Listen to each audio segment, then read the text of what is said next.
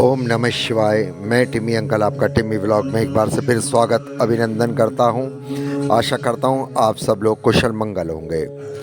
भक्तों, आज मैं आपको भोलेनाथ के 6 चमत्कारिक मंदिरों के रहस्य बताऊंगा।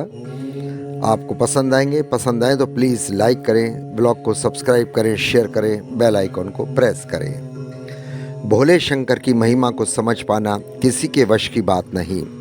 धर्म शास्त्रों में तो इस बात का उल्लेख मिलता है कि साथ ही वर्तमान समय में ऐसे उदाहरण देखने को मिलते हैं जिन्हें देखकर लोग केवल श्रद्धा से शीश ही झुकाते हैं। पुरातत्व वैज्ञानिकों ने भी इनके आगे हार मान ली। भारत के अलग अलग क्षेत्रों में स्थापित 6 रहस्यमयी मंदिरों के बारे में जिक्र कर रहे हैं। आइए जानते हैं। गढ़मुक्तेश्वर स्थित प्राचीन मंदिर में स्थापित शिवलिंग में प्रत्येक वर्ष एक अंकुर उभरता है, जिसके फूटने से भगवान शिव और अन्य देवी देवताओं की आकृति निकलती है। इस विषय में काफ़ी रिसर्च वर्क भी हुआ, लेकिन शिवलिंग पर अंकुर का रहस्य आज तक कोई नहीं समझ पाया। यही नहीं, मंदिर की सीढ़ियों पर अगर कोई पत्थर फेंक जाए तो जल के अंदर पत्थर मारने जैसी आवाज़ सुनाई पड़ती है। ऐसा महसूस होता है जैसे गंगा मंदिर की सीढ़ियों को छू रही हो। इस वजह से आज तक ये कोई नहीं जान पाया ध्वनि कहाँ से आती है। ये था गढ़मुक्तेश्वर का था, जो मैंने आपको बताया गंगे माँ का। अब मैं आपको दूसरा रहस्य बताऊँ। टिटलागढ़ उड़ीसा का मंदिर। टिटलागढ़ उड़ीसा में है। ये सबसे गर्म क्षेत्र माना जाता है। यहाँ टेम्परेचर कम से कम 50 डिग्री तक पहुँच जाता है। इसी जगह पर एक कुमड़ा पहाड़ है, जिस पर स्थित भोलेनाथ का एक अनोखा शिव मंदिर है। पथरी चट्टानों के चलते प्रचंड गर्मी होती है, लेकिन मंदिर के अंदर अगर आप चले जाएं तो इसमें मौसम का कोई असर नहीं होगा, आपको ठंड महसूस होगी। हैरानी का विषय यह है कि यहाँ प्रचंड गर्मी के चलते इस मंदिर परिसर के बाहर भक्तों के लिए 5 मिनट खड़ा दुश्वार होता है, लेकिन मंदिर के अंदर कदम रखते ही एसी से भी ज़्यादा ठंडी हवाओं का एहसास होने लगता है। हालांकि वातावरण केवल मंदिर परिसर तक ही सीमित है। बाहर जाते ही प्रचंड गर्मी आपको परेशान करेगी। इसके पीछे क्या रहस्य है, आज तक कोई भी नहीं जान पाया। इसके बाद मैं तमिलनाडु के मंदिर का बताता हूँ। 12वीं शताब्दी में चोल राजाओं ने ऐरातेश्वर मंदिर के नाम से इसका निर्माण करवाया। बता दें कि बेहद ही अद्भुत मंदिर है। यहाँ की सीढ़ियों पर संगीत गूंजता है। बता दें कि इस मंदिर को बेहद खास वास्तु शैली से बनाया गया है। मंदिर की खास बात यह है कि 3 सीढ़ियाँ हैं, जिन पर जरा सा भी तेज पैर रखने से अलग अलग संगीत की ध्वनि सुनाई देती है। लेकिन इस संगीत के पीछे क्या रहस्य है, इस मंदिर से आज तक कोई पता नहीं उठ पाया। इस रहस्य से यह मंदिर भोलेनाथ को समर्पित है। मंदिर की स्थापना को लेकर स्थानीय किंवदंतियों के अनुसार यहाँ देवताओं के राजा इंद्र के सफ़ेद हाथी ऐरावत ने शिव की पूजा की थी। इस वजह से इस मंदिर का नाम ऐरातेश्वर मंदिर हो गया। यह भी उल्लेख मिलता है कि मृत्यु के राजा यम, जो कि एक ऋषि द्वारा शापित थे, शरीर की जलन से पीड़ित थे। इसके बाद इस मंदिर के परिसर में आते ही बने पवित्र जल में स्नान किया और भोलेनाथ की पूजा की। उसके बाद वे पूर्ण रूप से स्वस्थ हो गए।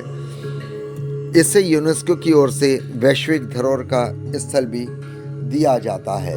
ये थी ऐरातेश्वर मंदिर का कहानी जो मैंने बताई।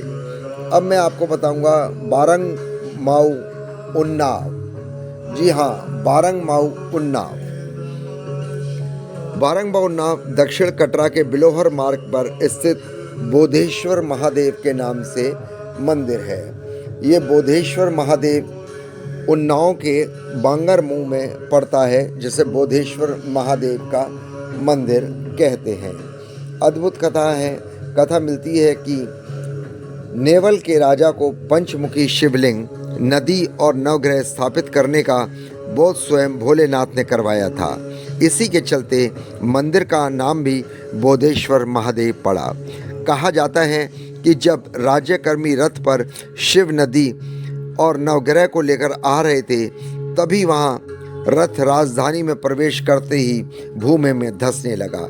इसके बाद तमाम प्रयास किए, लेकिन रथ नहीं निकल सका। फिर भी राजा ने उसी स्थान पर सभी प्रतिमाओं को स्थापित करवा दिया। तभी से भक्त बोधेश्वर मंदिर के नाम से जाने जाते हैं। यहाँ कोई अगर आपको बीमारी, असाध्य बीमारी भी हो, यहाँ पे आप अर्जी लगाने से, कहते हैं बोधेश्वर महादेव सच्चे मन से शिवलिंग की जो प्रार्थना करता है उसकी सभी बीमारियाँ दूर हो जाती हैं। भक्त शिवलिंग मात्र स्पर्श करने से भी सारी बीमारियां दूर हो जाती हैं। ऐसे बोधेश्वर महादेव पंचमुखी शिवलिंग का है। अर्धरात्रि में कहते हैं दर्जनों सांप पंचमुखी शिवलिंग पर स्पर्श करते हैं और फिर वापस जंगल की ओर लौट जाते हैं। तो ये थे बोधेश्वर महादेव, जिसकी मैंने आपको कथा रचना बताई। ये बड़ा ही प्रसिद्ध मंदिर है, आप जरूर जाएं। इसके बाद एक चमत्कारिक मंदिर है तमिलनाडु में, बृहदीश्वर मंदिर। ये भी अद्भुत है। यहाँ स्थित शिवलिंग का निर्माण एक ही पत्थर से किया गया है। बता दें, मंदिर में प्रवेश द्वार पर ही बाबा नंदी स्थापित हैं। इनकी मूर्ति भी एक ही पत्थर से निर्मित है। इस मंदिर का आर्किटेक्ट बेहद शानदार है। यहाँ लाइट बंद होने के बाद भी भक्त शिवलिंग के दर्शन कर सकते हैं। इसके पीछे क्या कारण है? ये सूर्य की रोशनी सीधे नंदी बाबा पर पड़ती है, इसका रिफ्लेक्शन सीधे शिवलिंग पर पड़ता है। इस तरह शिवलिंग साफ साफ नजर आता है। इसका भी आज तक ये रहस्य बना हुआ है, कोई भी नहीं जान पाया है। इसके बाद छत्तीसगढ़ के मरोदा गांव में भोलेनाथ का एक अनोखा मंदिर है। इस मंदिर का नाम है भूतेश्वर महादेव। इसका आकार 6 इंच से। इसके बाद मैंने जो आपको बताया है भूतेश्वर महादेव मंदिर, और यह उड़ीसा में पड़ता है। इस शिवलिंग का आकार प्रतिदिन कहते हैं 6 इंच से 8 इंच बढ़ता है। आप देख भी सकते हैं उड़ीसा के मरौंदा गांव में जाकर।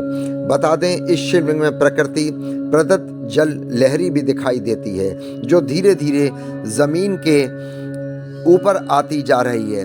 यही स्थान भूतेश्वर भकुरा महादेव के नाम से जाना जाता है। ऐसा भी माना जाता है कि भगवान शंकर पार्वती ऋषि मुनियों के आश्रमों में भ्रमण करने आए थे, तभी यह शिवलिंग के रूप में यहाँ स्थापित हो गए। पुराणों में भी इस भूतेश्वर नाथ शिवलिंग का नाम लिया जाता है, जहाँ इसे भकुरा महादेव के नाम से जाना जाता है। शिव के इस अद्भुत शिवलिंग को देखने के लिए यूं तो यहाँ हरदम मेला लगता है, लेकिन सावन के महीने में लंबी लंबी कतारें लगती है। मैं फिर बता दूं, यह शिवलिंग आप देख भी रहेंगे स्क्रीन पे, प्रतिदिन 6 से 8 इंच बढ़ता है। जी हाँ, 6 इंच से 8 इंच बढ़ता है। आप कभी भी इसके दर्शन कर सकते हैं। यह विश्व का सबसे प्राकृतिक शिवलिंग है, बड़ा शिवलिंग माना जाता है। इसको आप देखिए जरूर। और भोलेनाथ की पूजा कर रहे हैं यहाँ पर, और शिव पार्वती मैंने बताया है यहाँ पर स्थापित है शिवलिंग के रूप में ही। आशा करता हूँ आज का ब्लॉग, भोलेनाथ की जानकारी जो मैंने दी है, आपको पसंद आई होगी। पसंद आई है तो प्लीज़ ब्लॉग को लाइक करें, शेयर करें, सब्सक्राइब करें, बेल आइकॉन को प्रेस करें, और कमेंट्स बॉक्स में ओम नमः शिवाय, ओम नमः शिवाय, ओम नमः शिवाय ज़रूर लिखें।